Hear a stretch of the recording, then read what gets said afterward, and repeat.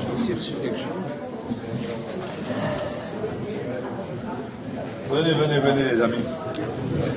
La famille, allez, on y va.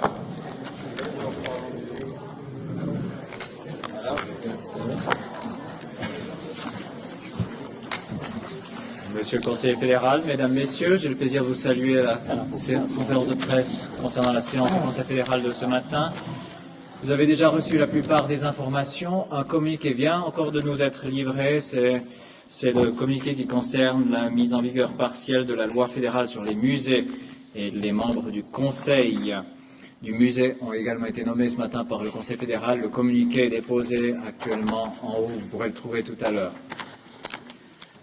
Est-ce que vous avez des questions concernant la séance de ce matin avant que nous passions au thème du jour pour cette conférence de presse? Si ce n'est pas le cas, on va passer. Ah, pardon, madame, je vous en prie. War Polanski ein Thema? Falls ja, wie? Madame Wittmerschupf a bien entendu informé sur ce thème-là. Elle a également informé les journaux ces derniers jours. Vous avez eu toutes les informations. Je crois que j'ai rien de plus à ajouter. Mais... Monsieur Berenpol. Est-ce que le ministre de Culture a dit quelque chose de fondamental sur ce cas, déjà? Le ministre de la Culture est fondamentalement en faveur de l'état de droit, au nom de la civilisation. Monsieur Kliva. Est-ce que au nom de la civilisation, il y a eu un manque de finesse ou pas dans l'intervention? Je ne vois pas quelle finesse on aurait pu introduire. Vous savez, le droit, de temps en temps, les choses sont claires. Dois-je vous rappeler, M. Kliva, qui avait défendu l'initiative sur l'imprescriptibilité que politiquement, il y a quand même quelques parentés entre ce qui s'est passé et ce que vous avez défendu l'an passé. Madame Morin. Quel regard vous jetez sur les milieux artistiques, notamment français, qui défendent M. Polanski? Français et suisse, d'ailleurs. Je le défends aussi, mais je défends d'abord l'état de droit. Je trouve que c'est un grand artiste, je le défends. Encore une question, oui. Abgesehen vom Rechtsstaat waren die anderen Bundesratsmitglieder, also nicht Frau Wittmer-Schlumpf, sondern die anderen, zufrieden darüber, dass sie nicht informiert worden waren, auch wenn es dem Rechtsstaat Genüge getan werden muss. Le Conseil fédéral a un seul cœur et un seul esprit.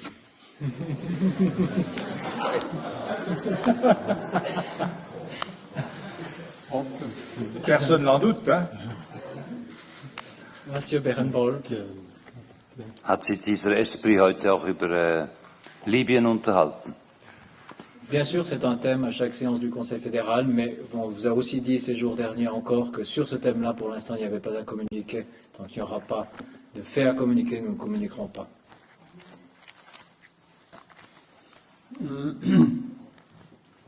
D'autres questions?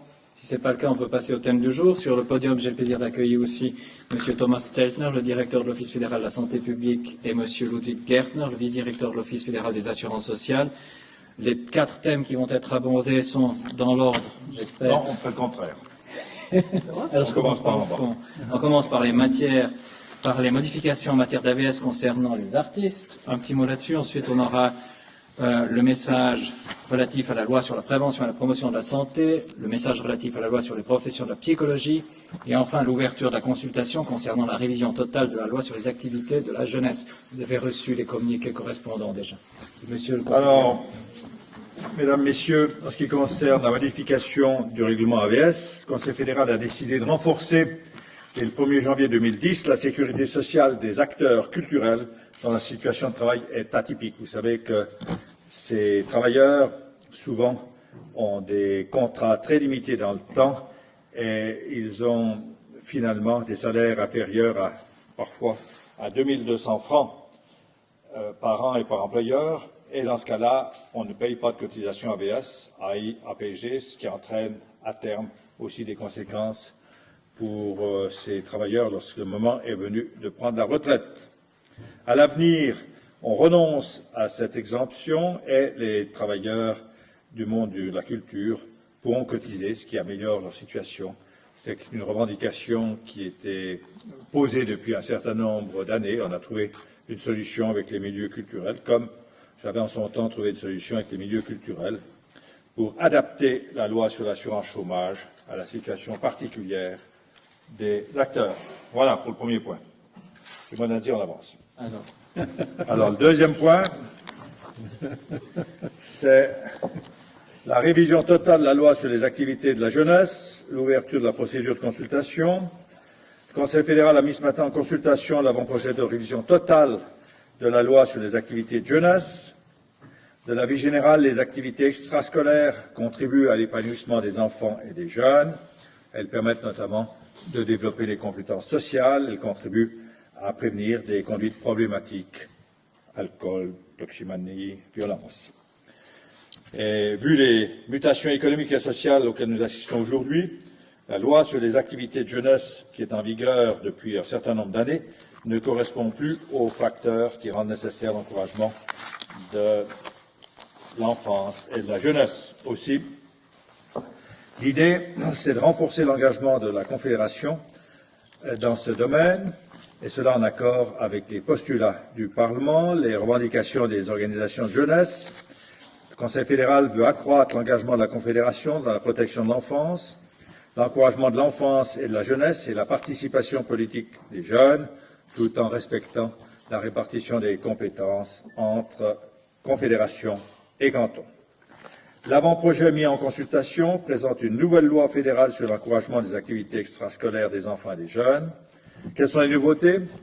Tout d'abord, étendre le soutien à la Confédération aux formes novatrices d'activités extrascolaires et à l'animation en milieu ouvert en particulier. Intégrer dans le groupe cible de la loi les enfants fréquentant l'école enfantine.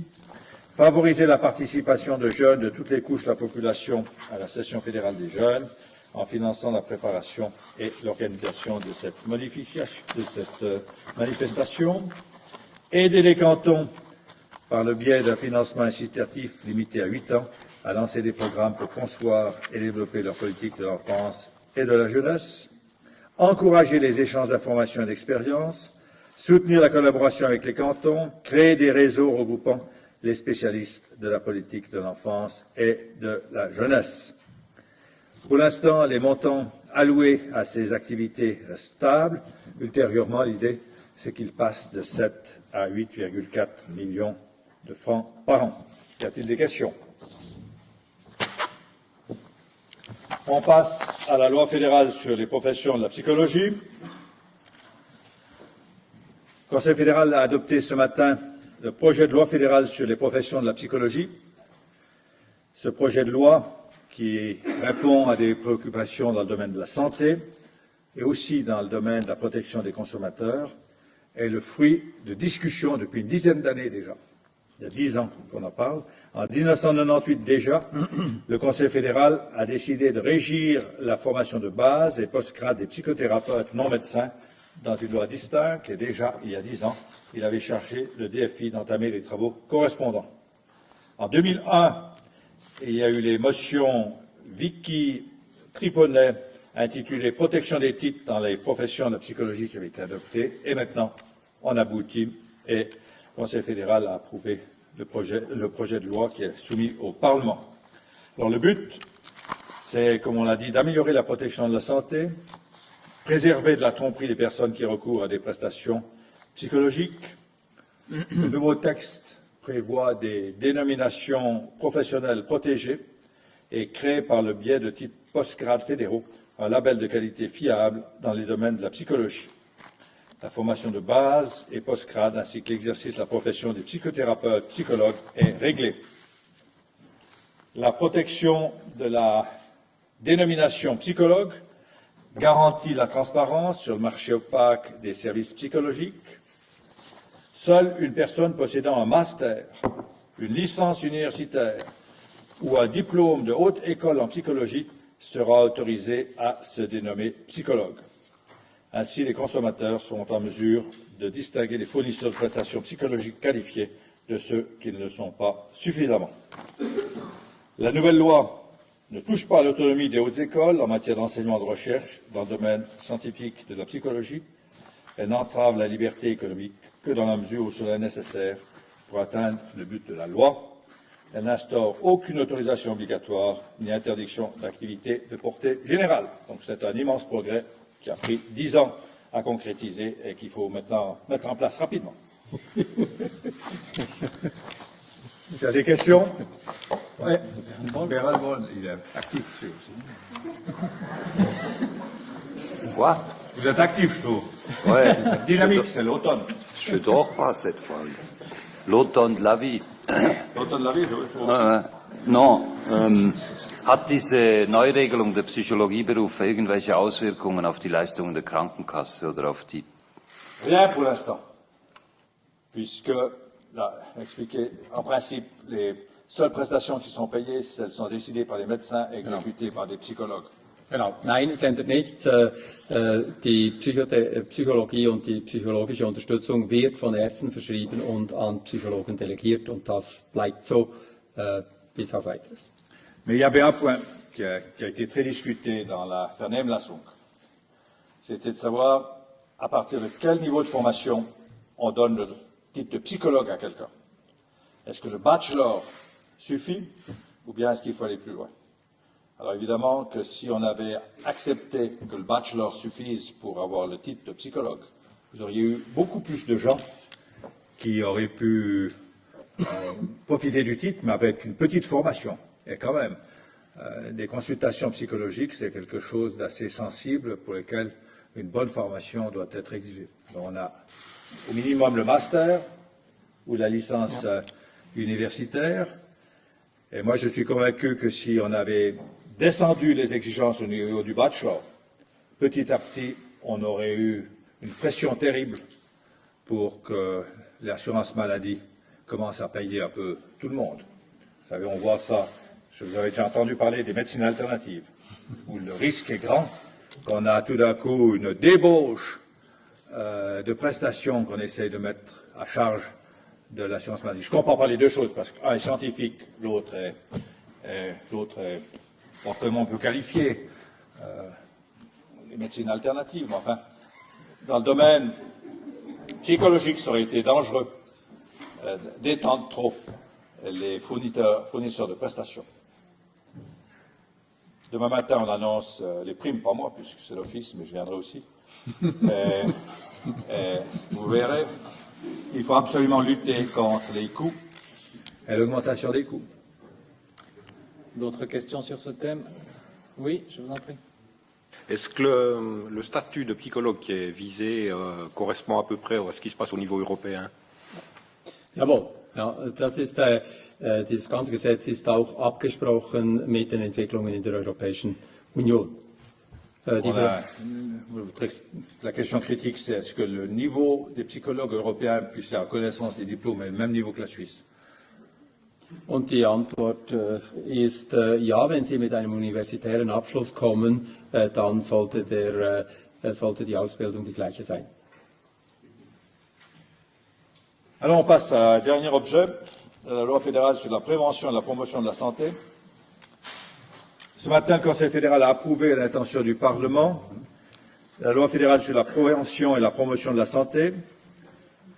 Ce faisant, il suit notamment les recommandations de la commission spécialisée prévention et promotion de la santé qui avait été instituée par le DFI en 2006, ainsi que les recommandations du rapport de l'OCDE et l'OMS visant au renforcement du système de santé suisse. Afin de combler certaines lacunes, ces deux organisations, l'OCDE et l'OMS, proposaient les mesures suivantes: l'élaboration d'une loi cadre sur la prévention et la promotion de la santé pour coordonner les politiques de la Confédération et des cantons, la concentration sur des thèmes revêtant une importance particulière pour la santé publique, les dépendances, tabac, alcool, ou en positif, la prévention par une bonne alimentation et une activité physique répétée, et aussi une attention particulière à certains phénomènes tels que le suicide, qui jusqu'à maintenant n'avaient bénéficié qu'une attention limitée en matière de prévention. Et puis, on vise aussi au développement des programmes de détection précoce du cancer. En acceptant cette loi, le Conseil fédéral souligne l'importance qu'il accorde à la prévention et à la promotion de la santé en Suisse. Nous voulons un bon partenariat entre la Confédération et les cantons. Nous voulons que les cantons aient un droit de codécision et puissent participer ainsi au pilotage des activités futures. Quels sont les points centraux du projet de loi? Tout d'abord, il y a des mesures de prévention et de détection précoce des maladies non transmissibles et psychiques. Le projet de la loi sur la prévention fournit à la Confédération les bases légales qui manquaient jusqu'à ce jour pour pouvoir prendre des mesures dans le domaine de la prévention et de la détection précoce des maladies non transmissibles, y compris les maladies psychiques. Ensuite, on crée des instruments de pilotage et de coordination. On vise à la formulation d'objectifs nationaux de prévention et de promotion de la santé et une répartition des objectifs entre la Confédération et les cantons. L'avenir, le Conseil fédéral présentera tous les 4 ans ses objectifs en matière de prévention et de promotion de la santé. Au niveau de la mise en œuvre, les 4 à 8 prochaines années, on regroupera toutes les mesures prévues par la Confédération sous la forme de programmes nationaux thématiques. Comme j'ai dit, on visera une meilleure répartition des tâches entre Confédération et cantons. Certaines tâches seront la charge des cantons, d'autres de la Confédération, et les cantons seront, lorsque la Confédération a elle-même un programme, en premier lieu les responsables de l'exécution des mesures de prévention, de promotion de la santé et de détention précoce. Financement. Aujourd'hui, la Confédération dépense environ 75 millions de francs dans le domaine de la prévention, ce qui est couvert par la tâche. La loi qu'on présente, cet argent provient de la taxe de prévention du tabagisme, du supplément de prime Lamal et de quelques autres sources. À l'avenir, tous ces montants seront regroupés. Une partie des recettes sera réservée aux subventions des programmes cantonaux, comme demandé dans le cadre de la consultation. Et on va aussi simplifier les structures au niveau fédéral. Certaines tâches de l'Office fédéral de la santé publique, ainsi que le service de gestion de la taxe de prévention du tabagisme, seront intégrées dans un institut à créer. Cet institut reprendra aussi les activités de la Fondation Promotion Santé Suisse, dont le mandat légal se terminera. À la fin, on doit avoir une meilleure efficacité dans l'ensemble du système, je répète, par la coordination au niveau fédéral et entre confédération et canton, ce qui devrait faire qu'on n'a pas besoin de plus d'argent, en tous les cas au départ, on ne sait pas au bout d'un certain nombre d'années, et là, si c'est nécessaire au bout d'un certain nombre d'années d'avoir plus de moyens, ça devrait se faire par le biais de la prime Lamal. Chaque assuré paye aujourd'hui 2,40 francs par an pour ça, mais on n'a pas l'intention d'augmenter les prélèvements pour ces prochaines années. À la fin, on pense que cette loi aura un effet bénéfique sur l'état de la santé de la population et par là même, indirectement, sur les coûts de la santé. Je crois qu'il était temps de passer à l'acte ici et je dois dire que je comprends assez mal les oppositions dogmatiques issues de certains milieux, alors qu'on fait que regrouper toutes les tâches de la Confédération, mieux définir les compétences et on n'augmente pas les montants mis à disposition. Il n'y a pas lieu de se laisser aller à des fantasmes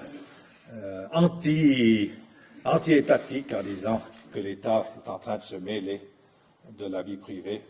Dès qu'on s'occupe de l'assurance obligatoire, on voit bien qu'on se mêle d'une certaine manière de la vie privée des gens. Merci. Y a-t-il des questions sur cet objet? Oui. Madame, peut-être? Oui, bonjour. Vous parlez dans les maladies de maladies très répandues ou particulièrement dangereuses qui seraient concernées par cette loi. Est-ce qu'on peut savoir s'il y a déjà des priorités qui ont été... Aujourd'hui, il y a HIV, mais AIDS. Genau, also die besonders gefährlichen und bösartigen war in der Verfassung eigentlich an die Infektionskrankheiten und an Krebs gedacht. Tatsächlich hat der Bund seit Jahren, Jahrzehnten eine verfassungsmäßige Kompetenz im Bereich der Krebsprävention tätig zu sein, aber die gesetzliche Grundlage wurde nie erarbeitet. Und mit diesem Gesetz wird eigentlich dieser Verfassungsauftrag, bösartige Krankheiten auch präventiv zu regeln, eingelöst.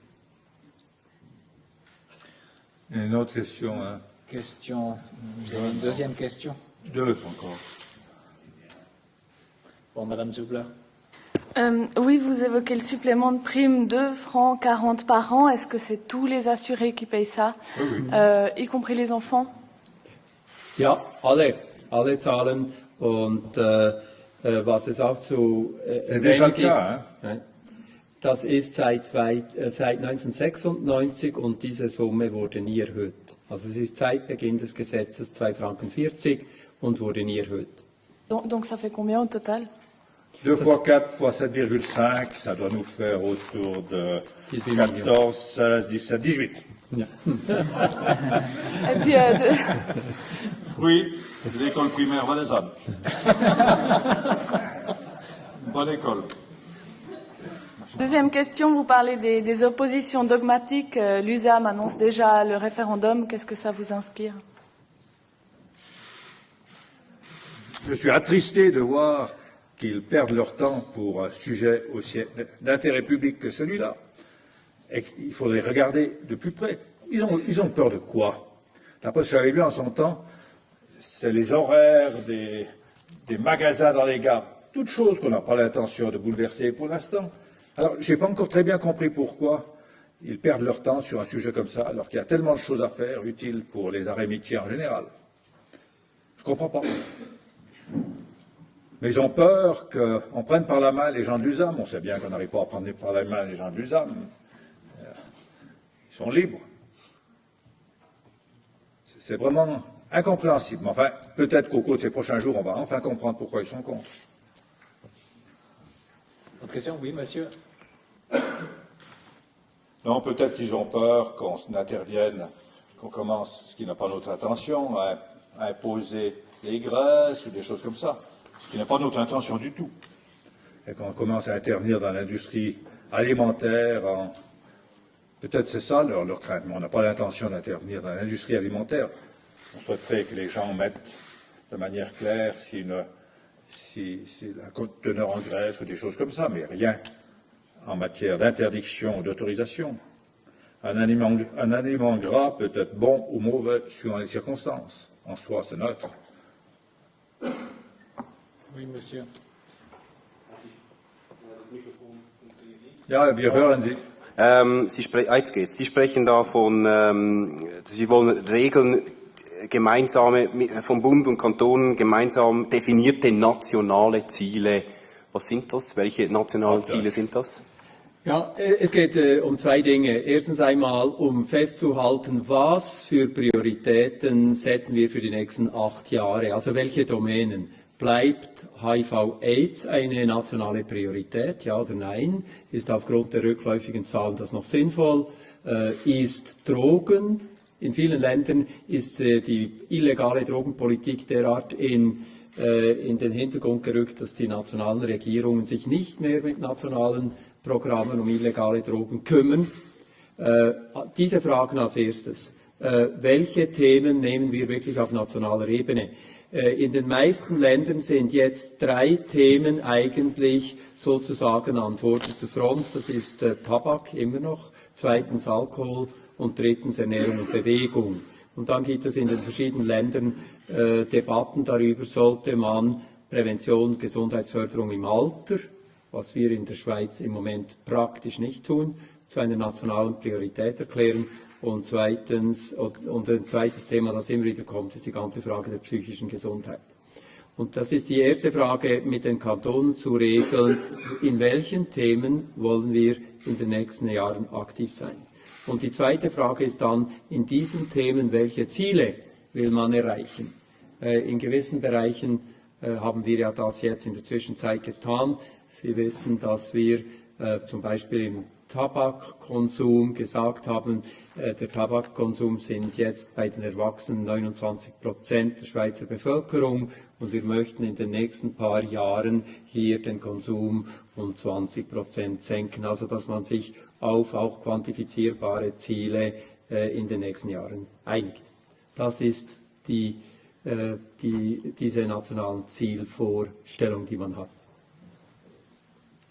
Si, il y avait encore une dernière question, oui, Monsieur. Ja, zur Krebsprävention würde eigentlich auch ein nationales Krebsregister gehören. Wie sehen Sie das? Wäre das nicht eine Aufgabe, die diese neue Organisation anpacken müsste?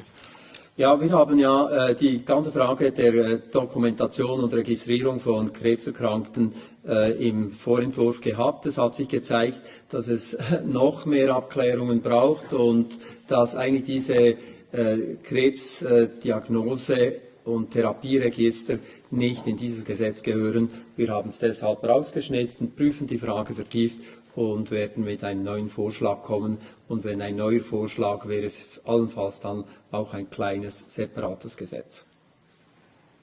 Merci. Y a-t-il encore une dernière question? Ça ne semble plus être le cas. Merci. Bon après-midi.